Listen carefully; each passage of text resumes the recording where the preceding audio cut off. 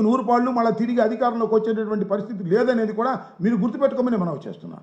ఇవాళ మీరు కాకినాడ వెళ్ళి సినిమాలో లాగా ఒక డ్రామా కార్యక్రమం, సినిమా షూటింగ్ కార్యక్రమం మీరు చేసేటటువంటి ప్రయత్నం చేశారు తప్ప చిత్తశుద్ధితో పీడిఎస్ రైస్ని డిస్ట్రిబ్యూషన్ని ఆపాలనేటువంటి కార్యక్రమం మీరు చేయలేదు.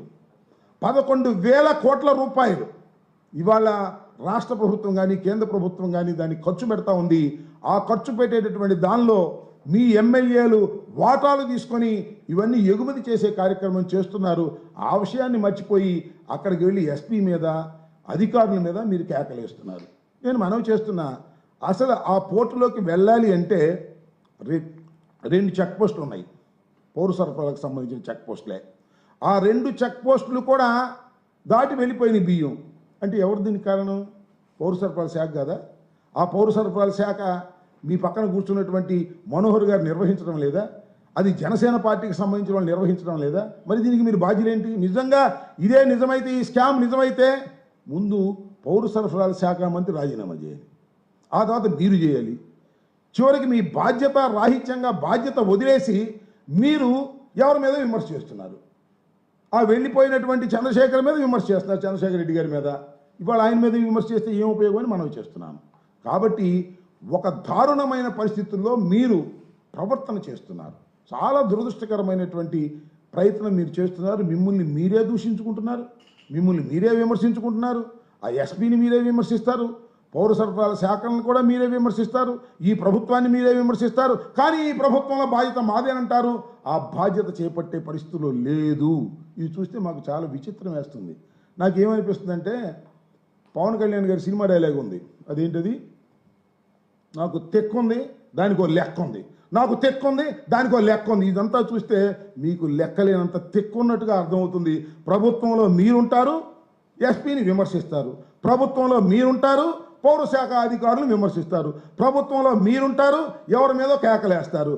అదేమంటే ఇది చాలా వండర్ఫుల్ పోర్ట్, దీని ద్వారా చాలా ప్రమాదకరమైన అంశాలు జరిగే ప్రమాదం ఉంది, ఆర్డీఎక్స్ వస్తుంది, అవి కసప్లాగా ఎవరో వచ్చి దుండగులు దీని మీద వచ్చేసి కాల్పులు జరిపేసి ఈ దేశానికి రక్షణ లేకుండా పోతుందని కొత్త కొత్త విషయాలు చెప్పేస్తారు. మాకు అర్థం కాలేదంతా. ఏది హోంమంత్రికి లెటర్ రాస్తానంటున్నాడు, మీరే ప్రభుత్వం, హోం కూడా మీదే, ఇక్కడ మీరే. ఏమిటి కబుర్లు, సొల్లు కబుర్లు? నాకు అర్థం కానటువంటి విషయం. కాకపోతే మీరు మీ బాధ్యతను విస్మరించి ప్రవర్తన చేస్తున్నారు. మీరు మీ బాధ్యతగా ఉండాలి.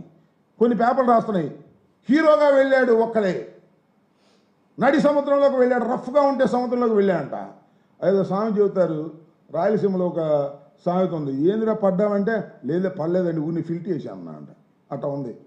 ఏంది స్వామి నువ్వు వెళ్ళి అధికారం తిట్టాను? లేదు నేను వీరోత్వంగా వెళ్ళానని చెప్పేసి ఆ పేపర్ రాసేటటువంటి కార్యక్రమాలు చేస్తూ ఉన్నారు. చాలా దురదృష్టం ఇవాళ ఈ రాష్ట్రంలో దోపిడీ తప్ప రెండో పనే లేదు. నేను ఇంకోటి కూడా చెప్తున్నా, పవన్ కళ్యాణ్ గారికి, ఆయన పవన్ కళ్యాణ్ గారికి తెలుసో తెలీదో నాకు తెలియదు, కానీ ఆ పక్కనే ఉన్నాడు, ఆయన పేరేంటి, మన కాకినాడ ఎమ్మెల్యే గారు కొండబాబు, ఆయనకి మామూలు లేకుండా నడుస్తుందా నాకు తెలియగలుగుతాను. అలాగే నీ పక్కనే ఉన్నాడు పౌర సరఫరాల శాఖ మంత్రి గారు. ఇన్ని టన్నులు మీకు పీడిఎస్ రైస్ వెళ్ళిపోతున్నాయని చెబుతున్నారు కదా, ఆ పీడిఎస్ టన్నులు వెళ్ళిపోతుంటే పౌర సరఫరాల అధికారులకు తెలియకోకుండాను, ఆ శాఖకు నిర్వహిస్తున్నటువంటి మనోహర్ గారికి తెలియకోకుండాను ఆ టన్నులు వెళ్ళిపోతున్నాయా? కొట్టేస్తున్నారు, క్యాష్ పర్సన్ అయితే కొట్టేస్తున్నారు. ఈ మధ్యన మీరు సీజ్ చేశారే, ఎవరు మన మనోహర్ గారు సీజ్ చేసిన వాటిని ఇప్పించడానికి కమిషన్ కొట్టేశారు కొంతమంది. కానీ ఒకటి మాత్రం వాస్తవం, పవన్ కళ్యాణ్ గారు ఎప్పుడైతే కాకినాడ వెళ్ళి నిన్న ఆర్భాటం చేశాడో కమిషన్ రేటు పెరిగిపోయిందంట. అయితే లాభం లేదండి, పవన్ కళ్యాణ్ గారు ఒప్పుకోవట్లేదు, పోయినసారి కానీ ఎక్కువ కమిషన్ ఇస్తే కానీ ఇప్పుడు పీడిఎస్ బియ్యం మేము ఎలా చేయము అనేటువంటి పరిస్థితిలోకి ఎమ్మెల్యేలు తయారైపోయారు. ఈ విషయాన్ని మీరు గమనించుకోకుండా ఏదేదో మాట్లాడితే ఏం లేపని చెప్పండి.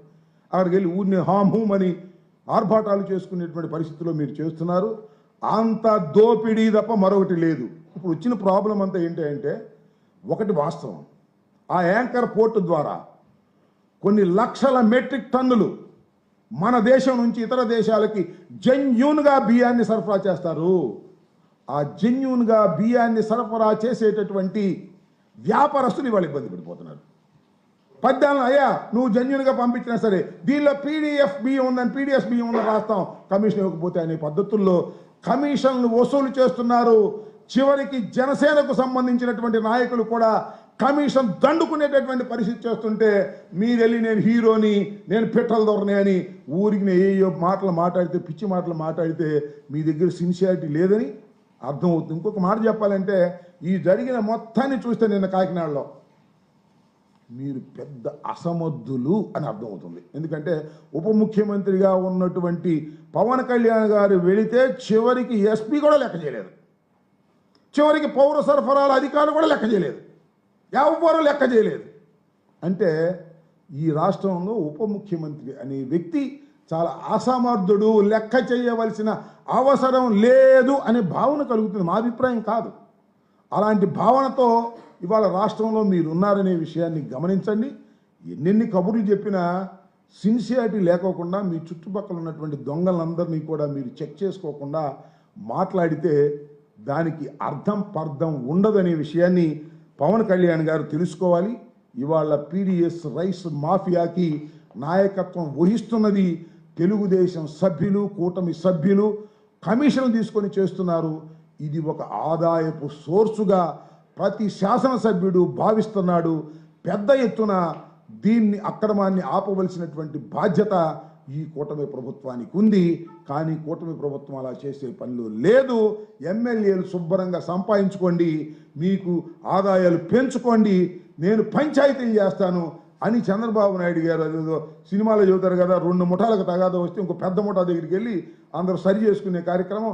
ఆ విధంగా చంద్రబాబు నాయుడు గారు అందరినీ పిలిచి పంచాయతీలు చేసి, అబ్బాయి ఈ బూడిదలో కొంత నువ్వు తీసుకో, ఆ బూడిదలో కొంత నువ్వు తీసుకో, ఈ 5 షాపులు నువ్వు తీసుకో, ఈ 2 షాపులు నువ్వు తీసుకో, లేదా పీడిఎస్ బియ్యంలో వాడ అంత తీసుకోండి, వీడు ఇంత తీసుకోండి అనేటువంటి పంచాయతీలు చేసే స్థాయికి నారా చంద్రబాబు నాయుడు గారు కూటమి ముఖ్యమంత్రి దిగజారిపోతే, పాపం పవన్ కళ్యాణ్ గారేమో కాకినాడ పోర్టుకు వెళ్ళి రంకెలేసి నేను అసమర్థుడిని, నా వల్ల ఏం కాదు అని ఒక అపోజిషన్లో ఉన్నటువంటి వ్యక్తిలాగా మాట్లాడుతూ చూస్తుంటే చాలా చిత్రంగాను, నవ్వుగాను, హాస్యాస్పదంగాను ఉంది. పవన్ కళ్యాణ్ గారు ఇప్పటికైనా వాస్తవాలు తెలుసుకొని మాట్లాడితే మంచిది.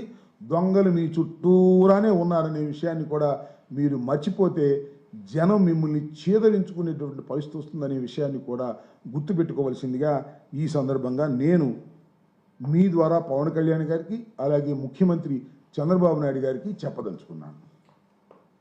ఇంకా ఓకే.